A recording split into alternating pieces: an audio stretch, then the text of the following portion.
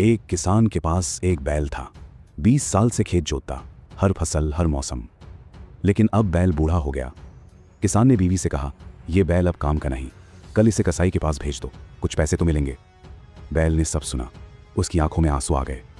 रात को वो धीरे से जंगल की तरफ चल पड़ा। जंगल में एक सियार मिला। क्या हुआ बूढ़े बैल, इतने थके हुए?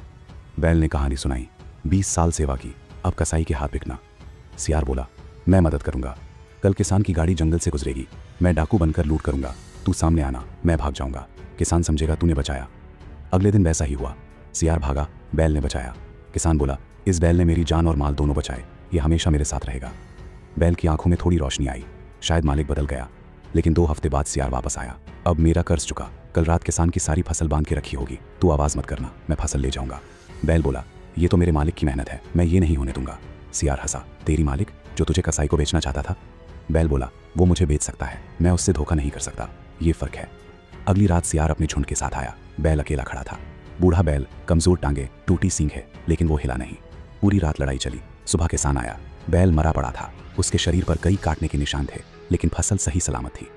और किसान हंसा, बोला, चलो कम से कम मरने से पहले कुछ काम तो आया। तभी एक साधु वहां आए। साधु ने बैल की लाश देखी, फिर किसान का चेहरा। साधु ने कुछ नहीं कहा, बस किसान को घूर कर देखा। किसान बोला, क्या देख रहे हो बाबा, ये बैल मर गया, अब कसाई के काम का भी नहीं रहा। साधु ने ठंडा सांस ली और कहा, किसान, ये बैल तेरे लिए मरा, लेकिन तू इसको जिंदा भी नहीं चाहता था, मरा हुआ भी नहीं चाहता। तूने सिर्फ इसका फायदा देखा, इसने सिर्फ तेरा घर देखा। तू इंसान था, ये जानवर था, लेकिन आज जानवर इंसान से बेहतर साबित हुआ। किसान बोला, बाबा ये तो बैल था। साधु बोले, हाँ बैल था, तेरी बात मान लेता तो कसाई के हाथ मरता, सियार की बात मान लेता तो चोर बन जाता। दोनों की बात ना मानकर ये अपनी जुबान पर मरा। तू पूरी जिंदगी दूसरों की बात मानकर जीता है। इसको वफादारी के अलावा कुछ आता नहीं था, तुझे वफादारी के अलावा सब आता है, यही फर्क है। साधु चलने लगे, फिर रुके। एक बात और सुन किसान, तेरे जैसी दुनिया में ऐसे जानवर पैदा होना बंद हो जाएंगे, तब तू समझेगा कि असली दौलत क्या थी।